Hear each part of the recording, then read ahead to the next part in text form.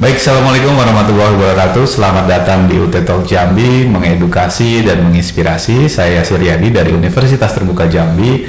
Kali ini kita kembali bersama pada episode podcast politik bersama calon legislatif, mengenal lebih dekat caleg Anda. Nah, kali ini kita kedatangan tamu spesial, ini Bang Ahmad Farhan Habibi. Halo, selamat siang. Selamat siang, Bang. Apa kabar, sehat? Sehat, alhamdulillah. Ya, oke. Nah, kita akan mengulas lebih dekat siapa sih ini, panggilannya apa nih, Bang? Habibi. Habibi. Nah, Bang Habibi ini apa? Karena ada satu pepatah yang mengatakan tak kenal maka tak sayang, nah, tak sayang maka tak cinta maka harus kenal dulu. Nah, boleh mungkin memperkenalkan diri, Bang? Silakan. Oke, tadi udah dikenalkan sama Bang Yasir. Ya. Oke, Assalamualaikum warahmatullahi wabarakatuh. Waalaikumsalam. Nama saya Ahmad Farhan Habibi, Bang. Ya. Jadi putra asli Jambi. Kelahiran Desember 93. Oh, baru ulang tahun. Baru ulang tahun. Jadi memang 93. 93. Wah, masih muda ya, milenial ya. Jadi kan sudah saatnya muda maju bersama. Oh, muda maju bersama. Oke. Karena memang saatnya memang peran penting anak muda ini nggak baperan, harus berperan. Saat itu saatnya gitu. Jadi memang di usia yang 30 asli Jambi punya keinginan untuk ikut legislatif. Tadi Bang Yasir sudah buka bahwasanya tentang caleg Anda. Iya. Singkat cerita, saya aktif di beberapa organisasi juga di Jambi, di HIPMI, saya juga di cabur olahraga jadi ketua Panahan. Panahan. Kalau di Jambi ini prestasi Panahan gimana, Bang, kira-kira? Oh, Jambi ini termasuk kalau provinsi ya. Kalau Jambi ini termasuk salah satu provinsi yang penyumbang medali terus untuk PON. Wah, luar biasa ya. Untuk Panahan. Berarti putri Jambi banyak. Ya, banyak. Jadi Jambi ini bukan mereka melihatnya Jambi ini mungkin asing, tapi kalau di mata olahraga Jambi ini punya prestasi. Salah satunya Panahan. Salah satunya Panahan. Oke. Aktif juga di Perbasi basket, sekarang lagi di BL juga di Kota Baru. Iya, betul. Saya juga aktif juga di KONI, juga aktif juga di dunia pendidikan di salah satu kampus negeri Islam di Jambi. Oke. Selebihnya ya dagang aja, usaha, terus keliling sosialisasi untuk bukan coba sih, lebih pengabdian saya di dunia politik. Oke. Nah, kira-kira ini baru pertama kali Bapak maju. Baru pertama kali saya maju. Oke. Boleh tahu nggak motivasinya? Kira-kira kok mau gitu, kok bisa gitu? Padahal baru pertama kali dan masih muda nih. Ini pertanyaan yang sering ditanyakan, Bang. Betul. Karena kan sebagian besar anak muda cerita kalau ngapain sih berpolitik? Betul. Ya kan, apakah karena nggak ada kerjaan lain makanya politik? Enggak. Saya dulu dari awal tuh tertarik sama politik. Saya rasa yang bisa menjadi kita bagian dalam politik ada 3 bagian, Bang. Oke. Politik ini kan ada legislatif, eksekutif sama yudikatif. Betul. Ya kan. Kalau kita tidak ambil bagian, kita tidak bisa berbuat apa-apa, Bang. Ya kan, kita bukan penentu kebijakan, kita tidak jadi pengawas, kita hanya jadi penonton. Betul. Ya kan, ketika anak muda merasa panggungnya kurang ataupun memang kegiatan mereka ke depannya kurang, kan kebutuhan besar memang. Betul. Ya kan, kita udah dihadapin udah era milenial, udah ada 5.0 mungkin ya. Betul. Ya. Jadi kebutuhan mereka apa sih yang mesti disiapin? Apakah pemerintah peka? Ya kan, kalau anak muda tidak terlibat dalam bagian itu, tidak tercipta peluang kerjasama, peluang pekerjaan untuk anak muda, nggak tercipta. Tidak bakal ada e-sport yang digagas oleh orang tua, nggak ada. Iya kan, e-sport digagas oleh anak muda. Betul. Termasuk podcast ini. Iya kan, pasti peran penting anak muda tuh butuh sekali. Makanya saya di awal bilang, kita jadi anak muda jangan berperan, kita mesti berperan. Berperan tapi harus berperan. Nah, hal itu yang menjadi poin kenapa saya mesti berpolitik, karena memang banyak sekali anak muda yang masih mengeluh tentang pekerjaan yang susah. Ya kan, sedangkan kita tahu sebenarnya apa yang terjadi dan polanya harus kita buat seperti apa. Ya kan. Nah, apa yang harus kita lakukan? Makanya kan di kaum perempuan diminta sekian persen, ya kan, untuk jadi calon legislatif dalam satu dapil itu mesti ada 30% perempuannya. Betul. Ya kan, berharap kepentingan perempuan itu terwakili, ya kan. Nah, anak muda juga seperti itu. Ya kan, harus terwakili kepentingan anak muda dalam untuk apa? Ya kan, gagasannya, kegiatannya ataupun peluangnya. Betul. Jadi keterwakilan, kalau nggak salah data pemilih sekarang itu kan hampir 60% ya. Hampir 60%. Iya, kalau misalnya. Makanya terakhir saya coba cek dan saya lihat survei juga. Di dapil saya itu di Alam Beraja, ya, di Kota Jambi 2 itu mata pilihnya 77.000 bang, 77.000. Itu lebih besar daripada kota yang penuh. Iya kan? Iya. Tapi mata pilihnya 77.000 yang memilih pada pemilu 2019 hanya 60%. 60%? Hanya 60%. Jadi banyak yang nggak milih ya? Ya kan? Hampir mayoritas 50% anak muda. Oke. Ya kan? Jadi kita itu bukannya anak muda emosi, enggak. Sekarang kan ketertarikan mereka dalam pemilu itu kurang. Betul. Ya, karena merasa ya nggak ada manfaat mungkin mayoritas ya. Mayoritas beberapa anak muda yang mungkin kaum perubahan udah nggak peduli lagi, nggak ada untungnya, kalau terpilih juga nggak ada untungnya buat kita, kalau dia menang ya menang lawan mereka gitu. Sebenarnya kan dampaknya itu nanti juga ke mereka. Betul. Baik itu dari pekerjaan, kegiatan, aturan dan segala macam yang ada di negara ini, itu kan aturan itu dari pemerintah. Betul. Ya kan kalau kita sudah golput, kita sama saja mendukung hal yang tidak baik. Iya. Nah, itu yang terjadi nanti. Artinya kan melalui podcast ini Sobat UT Jambi juga bisa melihat ya, daripada nggak memilih kan, ini kan Ya, dampak apapun lah. Makanya saya bilang, ketika pilihan berbeda itu wajar bang. Baik calegnya, pilkadanya nanti wali kota, bupati, gubernur, presidennya, beda-beda nggak masalah. Tapi jangan golput. Betul. Tapi jangan golput. Karena satu suara pun menentukan untuk 5 tahun ke depan. Menentukan sekali bang. Jadi saya merasakan betul. Saya juga dulu kuliah di Jogja ketika pemilu 2014, saya juga termasuk orang ngapain milih. Ya kan? Karena kita merasa ya Milih juga gitu. waktu itu dikasih cuma 8 jam bang, kita dari jam 8 sampai jam 2 selesai, sore nggak bisa milih lagi gitu. Hanya segitu waktu ini untuk menentukan 5 tahun ke depan, dan kita milih nggak milih alasannya nggak ada efeknya buat kita. Ternyata pengaruh ketika saya jadi pedagang, dampak pajak UMKM seperti apa, sistem pemerintah membantu UMKM seperti apa, dan itu semua aturan itu diatur baik oleh pemerintah ataupun DPR. Kalau kita tidak memilih salah satu bagian tersebut, ya kita siap resikonya, bahwasanya pemerintah gini, kenapa nggak milih? Ya kan, jelas kan calon-calon udah kasih visi misi, ya kan, ini berpihak atau enggak sama kita. Kalau kita nggak terlibat dalam sebuah politik, ya sama sekali ya berarti kita siap resikonya, dan jangan protes. Jadi menarik tadi Bang Habibie sudah sampaikan ya, lebih baik kita mengambil andil ya. Iya, berarti kan bukan masalah milih nggak milih gitu-gitu aja, tapi nggak ada. Makanya saya ingat betul ini. Saya kan warga besar saya di PKB semua. Saya partai saya di PKB bang. Jadi dari 98 itu sudah keluarga sudah berpartai semua. Jadi saya tahu beliau sudah melalui bintang, udah jadi duduk wakil ketua DPR, jadi ketua partai di Jambi. Dan akhirnya ketika saya memutuskan untuk terjun itu 2024. Sedangkan saya sudah tahu soal politik dari 2017, tapi saya nggak memilih untuk 2019. Karena politik itu nggak bisa kita dengan hanya politik itu tidak hanya tentang uang bang, tapi tentang punya jaringan dan segala macam.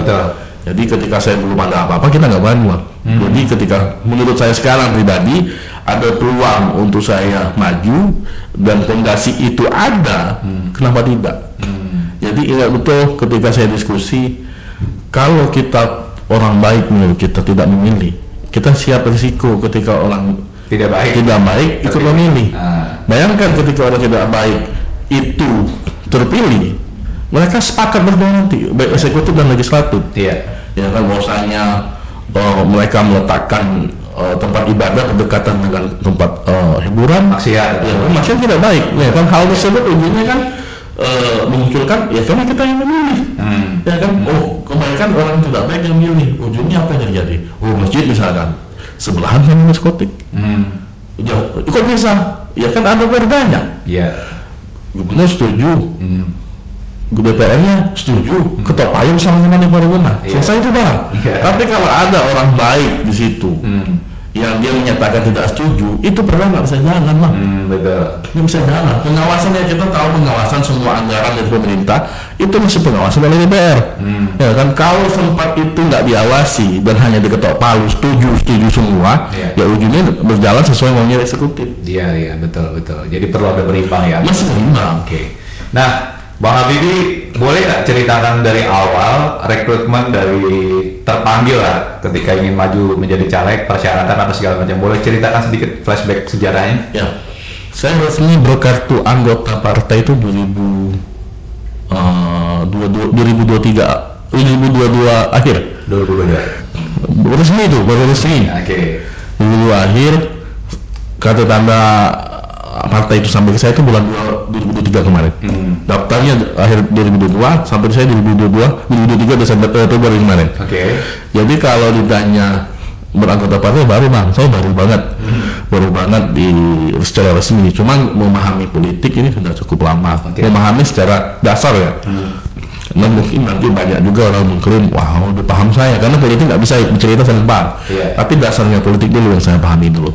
Jadi ikut gabung karena memang keluarga besar dari ayah dan ibu juga om dan tante juga rata-rata di politik dengan partai yang sama. Ya kan, karena puncaknya ketika saya berorganisasi, pengabdiannya bermanfaat buat masyarakat. Itu tujuan saya organisasi, karena saya aktif di organisasi, Bang. Jadi cukup banyak organisasi kepemudaan, baik itu pengusaha muda, HIPMI, itu juga saya aktif di provinsi, juga olahraga, saya juga jadi dapat amanah dari ketua KONI jadi ketua cabur di Kota Jambi. Di provinsi saya juga aktif di Perbasi basket. Nah, hal itu yang mengajarkan saya bahwasanya peran penting kita dalam keputusan itu mesti memegang sebuah jabatan. Nah, itu yang memikirkan saya, kayak mesti terjun, karena ketika kita lihat di lapangan nggak setuju dengan sesuatu, kita nggak bisa buat apa-apa, Bang. Ya kan? Yang kita cuma kasih aspirasi, kalau aspirasi bisa diteruskan, kalau enggak, karena bukan putus kan? Betul. Nah, kalau di PKB sendiri untuk proses seleksi, misalkan ada seseorang ada yang mau ingin mendaftar, prosesnya mereka mesti ada pengisian formulir, Bang. Ada wawancara juga. Kira-kira apa sih, kenapa dia tertarik berpolitik, kenapa yang akan dia buat untuk partai apa? Karena kan kita sama-sama tahu PKB ini kan Partai Kebangkitan Bangsa yang dominasinya memang latar belakangnya NU dan Islam. Dan sudah lama sekali. Partai besutan dari Muhammad Iskandar ini memang peruntukannya untuk umat. Ya kan, jadi memang bagaimana pemerataan santri bisa sama dengan pelajar-pelajar yang lain, ya kan? Jadi karena kita tahu ketika saya berkunjung ke salah satu pondok pesantren besar di Jawa sana, saya lihat ini lebih dari santri yang biasa kita lihat. Mereka membangun santripreneur, santri modern yang memang rata-rata santrinya punya usaha yang dibantu oleh pondok tersebut. Jadi itu membuktikan bahwanya bisa berkembang, bahwasanya khususnya di Jawa Timur kan. Jadi memang peran penting kita sama-sama untuk memajukan santri di bidang pendidikan atau bidang usaha. Nah, dan saya sendiri kenapa juga tertarik dari PKB, terlepas itu jadi turunan dari partai keluarga, karena memang basic dasar saya dari NU, Bang. Nah, keluarga besar itu asal dari Nahdlatul Ulama, jadi memang memutuskan untuk gabung di PKB. Jadi kalau dari wawancaranya tetap tanya visi misi, terus tanya gagasan, dan juga dia melihat potensi-potensi dari seorang caleg tersebut kan. Biasanya ada training atau sekolah atau ada sekolah kader. Sekolah kader yang mesti dilakukan setiap partai, tentu itu tingkatannya kan. Ketika dia pengen menduduki sebuah jabatan di pengurus harian, dia mesti sekolah dulu, Bang. Nggak bisa instan gitu ya. Nggak bisa. Oke, ada prosesnya. Ya, yang instan tuh mungkin saya rasa masih ini instan, Bang. Jadi instan aja masih pakai proses. Nggak ada selain itu sedang berproses. Nah, Bang Habib ini menarik. Kalau dari sisi untuk maju itu kan perlu ada support systemnya. Dari sisi keluarga, dari lingkungan, itu seperti apa, support penuh atau bagaimana? Kalau dari keluarga ini menarik, Bang. Saya kedua orang tua saya pegawai negeri. Ya kan, kalau dari awal cerita semuanya, saya kan sarjana teknik, Bang. Sarjana teknik sipil, semua keluarga pengennya saya jadi pegawai negeri juga, ataupun yang mengabdi dengan pemerintah di bidang ASN. Jadi karena yang saya lihat, mungkin tidak bisa kita berbuat banyak ketika saya di ASN, karena pasti ada atasan lagi. Ya kan, dan ada atasannya lagi. Ya kan, hal tersebut yang saya pikir rasanya tidak bisa dengan saya yang cukup aktif, nggak bisa saya berkembang di sana. Jadi memulai karir saya itu memang cukup menarik, maka saya bilang tuh selalu sama orang, saya ini tersesat di jalan yang benar. Iya, karena orang berpikir kalau teknik ini kan dia berproyek, ataupun main di kontraktor mungkin, ataupun dia aktif menjadi konsultan di PU. Tapi enggak, saya malah mulai bisnisnya dari kuliner, Bang. Ya kan, saya kuliner aktif dan orang tua pun juga nggak mendukung. Jadi sebenarnya orang tua mana sih yang nggak mau anaknya nggak sukses? Betul. Ya kan. Jadi kalau cerita di awal peran penting orang tua seperti apa, yang paling penting tuh orang tua cukup percaya dulu lah. Saya cuma kunci saya sekarang bagaimana mendapat kepercayaan orang tua, membangun apa yang kita buat. Ya kan. Karena orang tua tuh semua orang tua pengen anaknya sukses bang. Makanya dia selalu mengarahkan yang tidak mau dilewatkan oleh dia susah dulu. Ya kan, ya akhirnya saya ketika buat usaha, saya udah dipercaya juga, saya buat orang tua bisa percaya sama saya. Saya berorganisasi, orang tua kenapa masih organisasi nggak dapat apa, saya buat bagaimana orang tahu pentingnya organisasi seperti apa. Kenapa berpolitik, ya kan, ya saya minta bagaimana kasih waktu biar mereka percaya dan alasannya kenapa saya berpolitik. Jadi kunci saya sih sekarang ini membuat orang tua percaya sama saya. Dan sekarang mereka mendukung penuh. Karena tujuan kita berpolitik itu bukan karena cuma mencari pasangan bang. Oke. Ya kan. Kalau orang tua itu masih support bang. Kalau selagi baik pasti mendukung anaknya. Pasti itu. Karena tadi orang tua pengen yang terbaik. Ya. Nah, ketika Bang Habibie maju pasti punya program ya. Nah, boleh di-spill nggak sama-sama Sobat UT Jambi kira-kira program-program apa yang Bang Habibie bawa ketika nanti terpilih? Ya. Saya ini kan aktif di UMKM bang. Oke. Ya. Jadi memang selalu saya cerita kalau tiap mau turun sosialisasi kita ceritanya UMKM. Iya. Ya kan, kenapa anak muda ini kalau setiap saya ngisi seminar cukup aktif ngisi materi di beberapa kampus di sekolah, kenapa mereka nggak mau usaha? Ya kan, selalu alasannya ya normal, modal nggak ada, izin susah, takut risiko, ya kan, nyari izinnya susah, buat kemasannya repot, ya kan, sedangkan pemerintah udah kasih persiapan yang luar biasa bang. Kalaupun nggak punya modal, kita punya kur dibantu oleh pemerintah. Tapi sebenarnya orang nggak tahu. Ya kan, ada izin usaha yang dibantu pemerintah, baik hakinya yang disubsidi, baik sekarang halal itu gratis bang. Halal gratis. Pemerintah bagus, dia support untuk sertifikat halal itu gratis. Untuk dinas kesehatan dari PRT-nya gratis. Ya kan, cuma sebagian besar pelaku UMKM tidak tahu. Iya nggak tahu informasi nggak tahu. Jadi edukasi tersebut sekarang tugas kita bagaimana bantuan tersebut, baik itu dari administrasi mereka berusaha itu tepat sasaran sampainya. Ya kan, baik itu bantuan dalam produk itu tepat sasaran sampainya. Ya kan, sekarang banyak sekali kita udah mengalami pasca pandemi COVID 2019 kemarin, ya sama-sama kita tahu COVID kemarin yang masih hidup cuma UMKM. Betul. Yang hidup UMKM. Yang UMKM menyumbang pajak tertinggi untuk negara.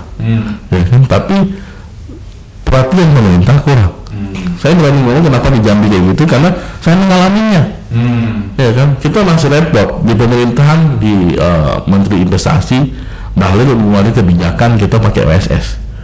Ya kan, tapi di pemerintah daerah masih menggunakan situ.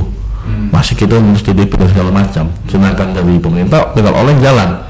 Ternyata saya coba keliling di Indonesia, saya cek ternyata masih ada daerah yang masih menggunakan situ karena itu berdampak sama PNBP ini pendapatan daerah mereka. Iya. Ya. Sekarang kan ini mudah, mereka buat izin gampang, ya kan, jadi nggak susah. Jadi kalau bicara sekarang UMKM itu butuhnya sekarang sinergi dari pemerintah pusat, daerah, dengan BUMN. Sekarang BUMN di Jambi udah banyak support. Jadi beberapa BUMN yang memang support UMKM itu banyak. Jadi jangan nanti ketika mereka udah bicara udah ekspor, mereka udah bicara besar, pemerintah baru turun tangan. Nah itu yang sedang terjadi. Makanya tugas kenapa saya tertarik dengan DPR, salah satunya itu mengawasi dinas-dinas terkait yang berkaitan sama UMKM agar bersih, agar nggak main hanya berpihak sama yang dia kenal. Oke. Makanya ada nama istilah orang dalam itu masih terjadi sekarang. Jalur tol ya? Masih jalur tol. Kita bayangkan, saya punya binaan juga, ternyata dia bisa ekspor tanpa bantuan pemerintah. Ketika ini dilirik oleh pemerintah pusat tanya, nggak tahu ke daerah. Dan ini fakta nggak tahu, cek. Akhirnya udah ekspor undang, menteri mau datang, tapi pemerintah nggak tahu.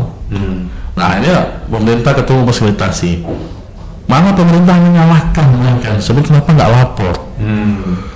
Harusnya ketika ini pemerintah itu kan punya scoutingnya sendiri, mencari data. Ya, mana penjualan yang sudah luar, kok bisa kita lihat pelabuhan ada pengiriman barang sebanyak ini, nggak tahu.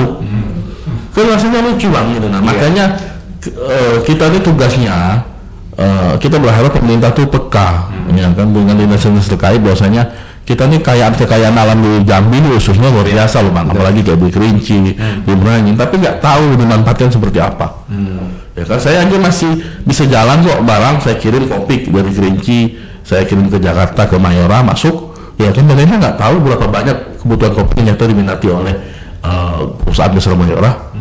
Ya kan, dia hanya data luas yang dilaporkan, tapi nggak tahu petaninya kira-kira tercapai nggak, dia tempat gudangnya layak atau enggak. Alhamdulillah banyak melalui pemerintah pusat kayak Bank Indonesia support nih gudang dibesarin, dari BUMN dibantu lagi. Kita pengen pemerintah daerah karena ini berdampak, nanti pajak juga bisa masuk ke Jambi. Pajak kan kita tahu nggak semata-mata tentang batubara kok gitu. Jadi kalau pemerintah mau gotong royong, banyak yang bisa masuk dari situ.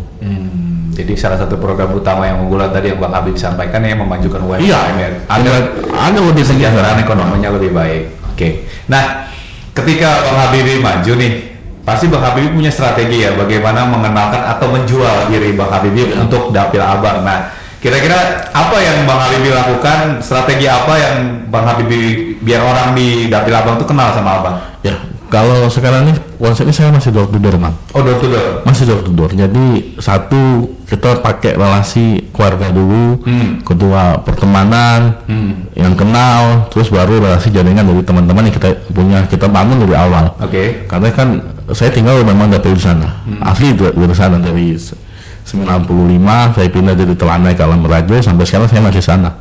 Ya karena saya mayoritas sekolah saya pun daerah sana. Jadi itu yang saya bangun. Alam Rajo ini kan termasuk ujungnya. Kalau kita orang Jambi asli tahu, Alam Rajo ini rata-rata tuh daerah yang kecamatannya baru berkembang. Oke. Ya itu kan daerah maju. Kalau Telanai maju, semua pusat bisnis itu ada di Telanai namanya. Kalau Alam Rajo ini nggak baru berkembang aja. Ya kan, tahunya itu terminal ataupun pasar atau jalan lintas. Ya kan, jadi ketika saya bangun itu door to door, ya memang kita ini maju di data kita sendiri harusnya. Iya, betul. Saya aktif di kampus, mayoritas orang tinggal di sana. Saya dulu sekolah negeri di Bagan Peti, mayoritas orang tinggal di sana. Ya kan, jadi kita sama-sama tahu. Jadi berharapnya dari tugas tadi saya datang ke A nyebar ke BC dan segala macam. Nah itu yang kita lakukan. Dan kedua, kita konsepnya event kegiatan. Jadi ada kegiatan olahraga saya bikin di sana. Gitu. Ya, kan? Karena kan saya aktif di dunia olahraga, baik itu makanya saya bilang saya masih punya fondasinya dulu. Ya kan, tidak masih orang yang punya uang masih maju, kalau dia punya jalan jalan. Ya kan, kita punya akses kok, kita buat kegiatan nggak melanggar. Ya kan, toh itu yang kita bangun. Akhirnya saya berolahraga, saya undang beberapa kenalan. Ya kan, kalau bicara 6 bulan yang lalu kita bicara popularitasnya apa, dan responnya bagus. Responnya bagus karena memang di dapil sana untuk anak muda sedikit sekali yang maju. Oh gitu, nggak banyak, rata-rata senior. Tapi sebelum itu udah melakukan riset belum sebelumnya? Butuh berapa suara untuk bisa ini atau kalau di sana ya, khususnya Kota Jambi itu suara itu bisa 1.500 sampai 3.000 baru bisa. 3.000 1.000 masuk. Ya, masih bisa aman dia untuk duduk di sana kan. Karena sekarang yang saya dapat cerita dari senior-senior yang sudah duduk, pemilu yang sekarang lebih mengerikan daripada 2018. Oh gitu, kenapa bisa lebih mengerikan? Karena memang kompetitif Bang. Orang yang Pak Masnya bilang, orang yang tertarik sama politik itu udah mulai melek. Oke, orang udah mulai sadar. Jadi ketika ada sosok yang bagus dan dia nggak punya potensial, dia didukung masalah banyak. Didorong maju. Ya kan, jadi mereka yang sebelumnya sudah menjadi incumbent sudah pusing duluan. Ya kan, nggak bisa, karena khususnya Kota Jambi ini mungkin izin kita sama-sama tahu money politik di Indonesia ini cukup kuat. Jadi di Kota Jambi ini kan mayoritas modernisasi tadi, tidak semua kelurahan, tidak semua kecamatan itu. Ya kan, jadi nggak bisa kita datang dengan saya pengen saya bagus, kalau mau pilih saya support, nggak bisa. Dia pasti selalu bilang saya tempat saya tertinggal, apa yang Bapak mau bantu. Ya kan, saya sudah punya pekerjaan gitu ya. Saya udah aktif di sini, ngapain? Ini satu kompleks saya ini Bu, rata-rata udah pegawai negeri, rata-rata udah jadi pengusaha. Kalau Bapak kasih uang, kami lebih banyak kali ya. Wah, di sini lagi betul gitu. Nah, jadi saya selalu tanya, Mas mau bantu apa? Gitu. Ya kan, makanya saya bilang tadi, saya mah itu minimal punya fondasi jaringan atau fondasi kegiatan. Nah, kita tahu kelemahan di daerah itu selalu mereka malas mengurus administrasi yang ribet. Oke. Birokrasi yang mudah. Jadi saya menawarkan biasanya kita pengen memudahkan itu ya kan pengen memudahkan itu bagaimana birokrasi itu jalan ya kan mereka selalu berpikir bahwasanya olahraga yang memilih ini mahal sulit. Saya buatkan klubnya di sana ya kan, tapi mereka coba dulu karena mereka kan punya trauma sendiri, mau ngurus KTP ribetnya bukan main, ngurus ini ternyata enggak. Akhirnya saya coba tanya sama lurah bagaimana mereka ini dapat sosialisasi bagaimana ngurus BPJS yang benar ya kan. Akhirnya boleh dikasih kesempatan kok, itu sudah hak kita menanyakan itu. Akhirnya lurah bilang untuk BPJS itu bisa kita melibatkan dua pihak. Untuk yang tidak mampu itu kita libatkan Dinsos, ya kan, kita libatkan kelurahan setempat. Jadi tidak hanya tentang surat keterangan tidak mampu, Dinsos mesti lihat itu. Nah prosesnya selama ini kan kita nggak tahu. Mungkin Bayi Yasir sendiri ini nggak tahu prosesnya seperti apa, karena tidak ada sosialisasi yang jelas dari pemerintah. Nah kita bisa minta itu untuk mensosialisasikan ketika mereka tahu, oh boleh ternyata. Ya kan, nah, terus saya mau support lampu jalan PJU, kita tanya dulu sama Perkim, boleh nggak standar lampunya seperti ini? Oh nggak boleh, kalau nggak boleh kasih tahu dong apa yang boleh. Nah itu yang selalu saya lakukan. Jadi ternyata masih ada daerah yang masih menggunakan lampu jalan yang nggak sesuai aturan dari undang-undang ataupun aturan dari PLN sendiri. Ya kan, makanya kadang kita banyak mengalami gigit lampu. Kenapa? Karena sesuai lampunya. Masyarakat nggak tahu gimana caranya, sosialisasi tadi yang penting.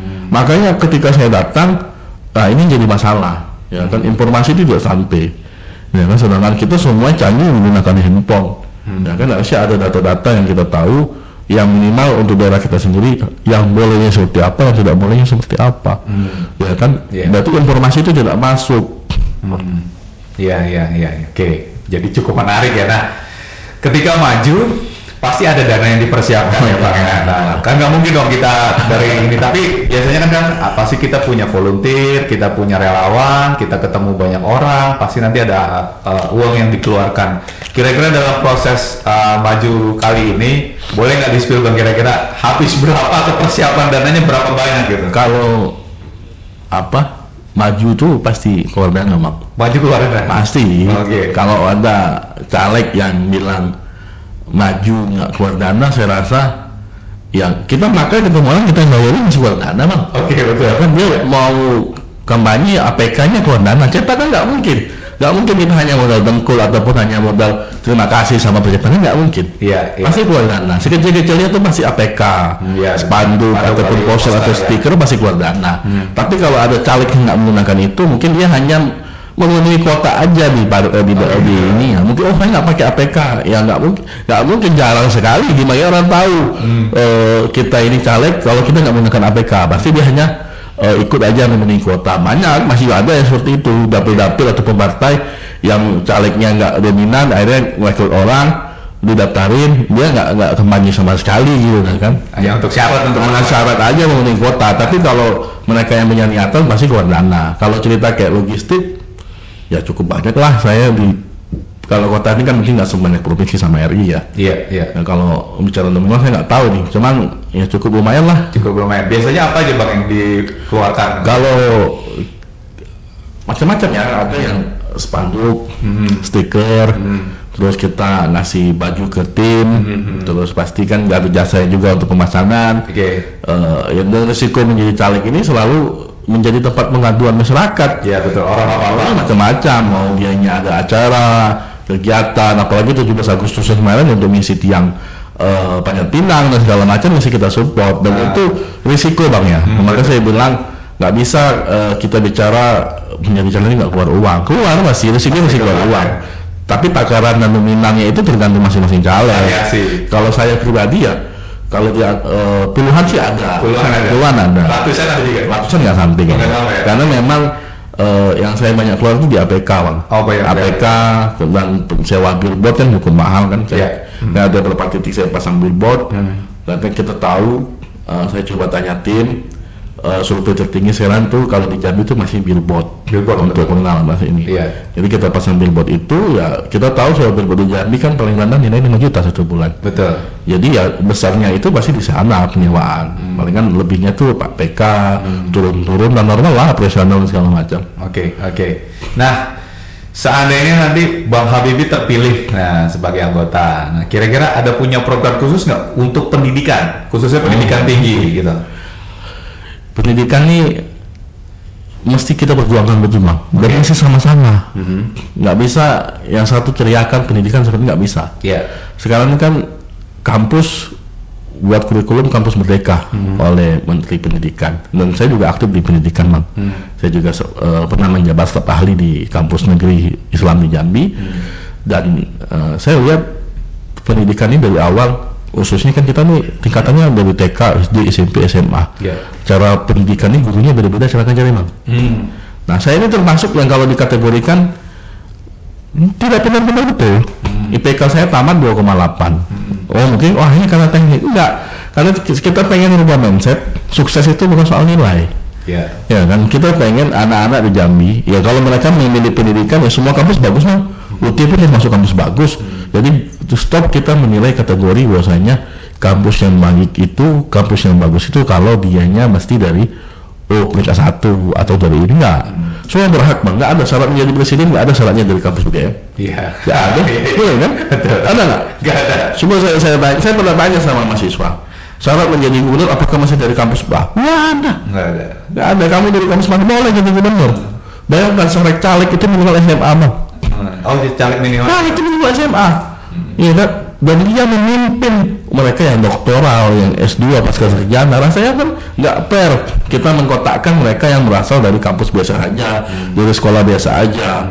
Rasanya tidak fair. Mungkin di popularitas kan boleh, tapi bicara kualitas enggak. Semua kualitas kampus bagus. Makanya saya cukup protes ketika saya dulu sekolah Bang, saya cerita sedikit. Waktu SMA tuh, SMP lah, mungkin dari SMP, SMA itu kalau kita nilainya bagus selalu duduknya paling depan. Pasti itu terjadi tuh, semua murid tuh. Kalau yang kurang bagus dudukan deh, kalau nggak di belakang. Ya kan, jadi ketika saya mengalami fase itu, saya lihat ketika yang pintar ini duduk di depan, ketika dianya disuruh jawab dia paling depan. Yang di belakang nggak diperhatiin, asal masuk aja, asal nggak bunyi itu udah selesai. Ya kan. Akhirnya ketika saya berpikir itu, kenapa ini selalu terjadi sekolah-sekolah yang nggak menerapkan aturan seperti TK dulu Bang. Kalau TK dulu kita salah, guru bilang nggak apa-apa, coba lagi. Ini saya pernah survei dan saya turun langsung ke TK. Saya lihat cara guru TK ini mengajarkan nggak apa-apa, coba lagi, berulang. Dia menyemangati anaknya bagaimana tetap semangat. Ketika anaknya lebih bisa, lebih pintar, jangan cepat puas ya, coba lagi, coba yang lain. Dia memberi semangat, kamu jangan puas dulu, masih ada hal lain. Nah, ketika kita melihat di guru negeri atau salah satu sekolah yang ada di Jambi, ketika anak ini gagal, makanya belajar. Itu selalu jawaban guru ketika anak ini gagal. Makanya belajar, jangan main HP terus dan segala macam. Jadi ketika yang pintar ini bagus jawabnya, contoh ini pintar, katanya nggak kayak kamu. Itu kan menjatuhkan seharusnya tidak terjadi dalam pendidikan. Ya kan, apalagi kita masih dalam instrumen wajib belajar 9 tahun. Janganlah bunyikan bahasa itu kepada anak yang masih berkembang. Ya kan, toh kita nggak tahu. Makanya banyak orang bilang mereka yang gagal dalam nggak syarat, karena syarat pekerjaan mesti IPK minimal sekian Bang. Mereka nggak cocok, mereka buat usaha. Mereka buat usaha, mereka jadi penusahanya, pekerjaan mereka yang pintar. Ya kan, jadi seperti itu siklusnya. Nah, seharusnya ada standar yang kita buat. Nggak semuanya kok mereka anak itu mesti pintar. Mereka itu kan nggak semuanya guru bisa menguasai semua, nggak bisa. Dosen aja dia tahu statistik, belum tentu tahu metodologi. Nggak bisa, dipaksakan nggak bisa. Guru besar aja ada guru besar tentang bidang apa. Fokusnya kan, ya kan, nggak bisa kita memaksa anak murid dia mesti pintar matematika daripada biologi, nggak bisa. Makanya saya selalu bilang kita mesti ada kurikulum yang memang bukan jadi patokan. Saya setuju dengan Menteri ketika menghapuskan UN.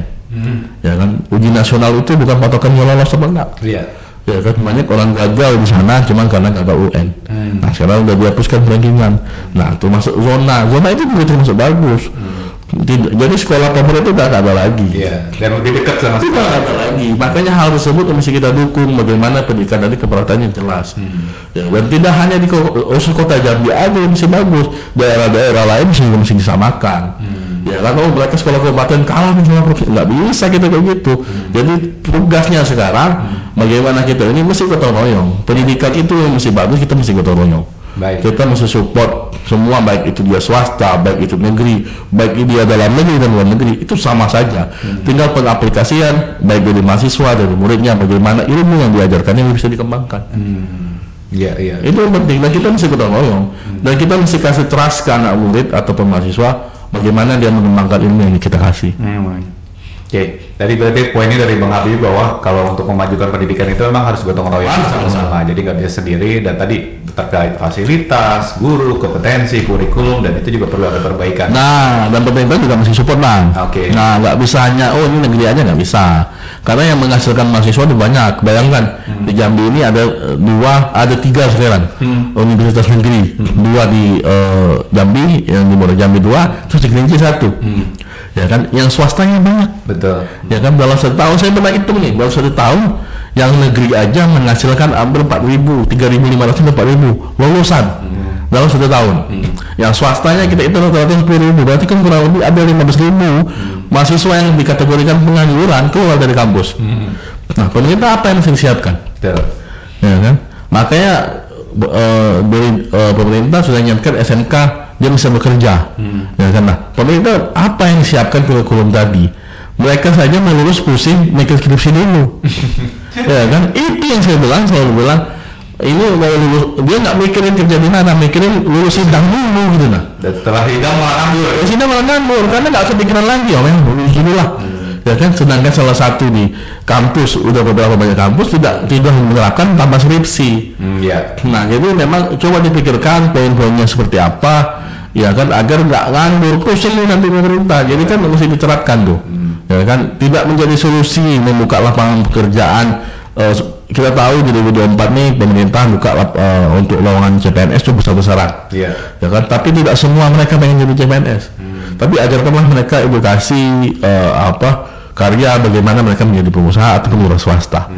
Ya kita bicara 10%-nya saja mereka jadi pengusaha, buka usaha, minimal punya 3 karyawan, ada berapa banyak pengangguran berkurang. Betul.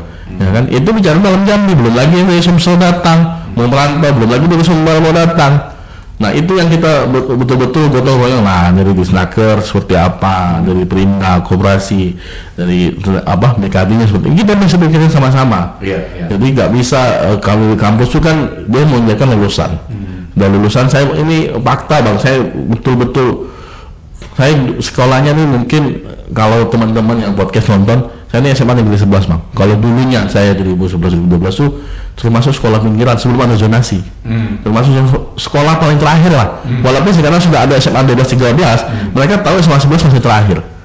Iya kan? Jadi ketika saya lulus, alhamdulillah orang tua masih punya potensial yang bagus, saya bisa kuliah di luar, di swasta waktu itu. Jadi ada mereka yang terputus, mereka nggak mau sekolah. Mereka akhirnya kerja di Alfamart, kerja di Indomaret dan segala macam.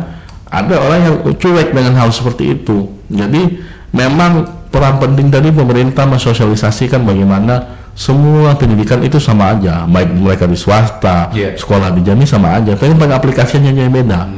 Ya kan, itu sama juga, dosennya juga sama, mengelola standarnya S2. Ya kan, cara pengajaran sama, cara penggunaan bahasa juga bahasa Indonesia. Ya kan, tinggal pola pengajarannya mungkin contoh-contoh yang diberikan tidak banyak daripada kampus yang di luar. Tinggal kitanya aja pintar-pintar. Iya, baik. Artinya tadi tidak hanya menciptakan lulusan, tapi kita juga jangan bisa terus menciptakan pengangguran, ya. Lapangan pekerjaan juga banyak. Biar mereka lulus, mereka apa yang dilakukan. Baik, Bang Habibie, kita masuk ke sesi terakhir, pertanyaan terakhir. Nah, jika nanti Bang Habibie terpilih, nah, hal apa yang pertama kali Bang Habibie lakukan ketika tahu nanti, wah, saya akan menduduki sebagai anggota? Yang jelas ketemu orang tua dulu. Ketemu orang tua dulu ya, pasti ya. Iya, karena apapun yang kita lakukan kan kalau tanpa restu orang tua kita nggak bisa maju, Mak. Itu pasti. Kalau selebihnya ya, kalau proses di DPR ini kan beda sama eksekutif, Bang. Kalau eksekutif dia bisa eksekusi karena memang tugasnya menjadi di birokrat, bisa jadi eksekutor. Kalau kita di DPR yang kita lakukan tadi ya pasti kita coba menyesuaikan dulu apa kebijakan dan aturan yang mesti dibuat kan, karena kan nggak bisa saya terpilih nih, karena nggak mau nanti terkesan terlalu berlebihan. Kita tahu dulu fungsinya dulu, DPR ini fungsinya apa. Ya kan, nggak mungkin saya terpilih, saya mau menukar UMKM, kan saya nggak bisa ubah itu. Kita cuma lihat, nanti kita betul-betul mengawasi apa yang menjadi kebijakan pemerintah khususnya di Kota Jambi terkait tentang UMKM. Ya kan, kalau nggak sesuai kita tunggu. Ya kan, kalau saya mau merubah kebijakan nggak bisa, kita hanya mengusulkan. Usulannya disesuaikan atau tidak, bantuannya sesuai atau tidak. Yang jelas yang kita lakukan pertama, nanti kita lihat aturan-aturan yang ada sesuai atau enggak. Kan kalau bisa diperbaiki, kita perbaiki yang lebih baik. Gitu. Oke, jadi itu menarik ya. Mungkin statement terakhir Bang Habibie, kira-kira Bang Habibie ini harapannya apa, dan kemudian kedua boleh diinfo Bang Habibie ini di dapil berapa, nomor berapa, dan partai apa? Kalau statement saya sih sedikit simpel aja, Mang. Kita tuh bekerjalah sampai idola Anda menjadi pesaing Anda. Oh, idola Anda menjadi pesaing Anda. Ya, jadi kita jangan hanya mendolakan orang aja. Ya kan, tapi bagaimana caranya nanti idola itu bakal menjadi pesaing kita. Saya nggak betul Mbappe itu mendolakan Ronaldo. Ya, kan? Sama-sama kita tahu itu. Dan sekarang mungkin Mbappe sama Ronaldo itu mungkin posisinya sama, menjadi pesepak bola dunia dan dikagumi semua jutaan orang di dunia. Betul. Ya kan, kita boleh mengidolakan orang, tapi bagaimana kita bisa bekerja untuk tujuannya sama posisinya. Kita mengidolakan Pak Jokowi. Ya, kita kalau cuma mengidolakan tapi nggak bekerja juga bakal Jadi idola itu jadi patokan untuk kita sukses. Gitu. Jadi makanya saya selalu jadi pegang saya nih, bekerjalah sampai idola Anda menjadi pesaing Anda. Itu buat teman-teman podcast nih khususnya mudah. Ya, Sobat UT Jambi kan. Ya. Kemudian Bang Habibie di mana? Saya di Dapil 2, Alam Berajo dari Partai PKB, partainya nomor 1 di ujung sekali. Paling kiri atas. Nah, paling kiri atas, nomor urut 8. Nah, nomor terakhir, karena kan kita udah terbuka kan, jadi nggak ada urusan nomor urut. Kalau teman-teman merasa muda, ya sudah saatnya berpihak bagaimana anak muda punya panggung sendiri. Gitu. Tadinya jangan berperan ya? Jangan berperan, kita harus berperan. Oke, baik. Terima kasih Bang Habibie sudah hadir di podcast Jambi. Demikian podcast kita kali ini di UT Talk Jambi, mengedukasi dan menginspirasi bersama dengan Bang Habibie. Semoga bisa menginspirasi untuk teman-teman dari Sobat UT Jambi. Kita ketemu lagi di episode podcast berikutnya. Saya Siryadi. Wassalamualaikum warahmatullahi wabarakatuh. Waalaikumsalam warahmatullahi wabarakatuh.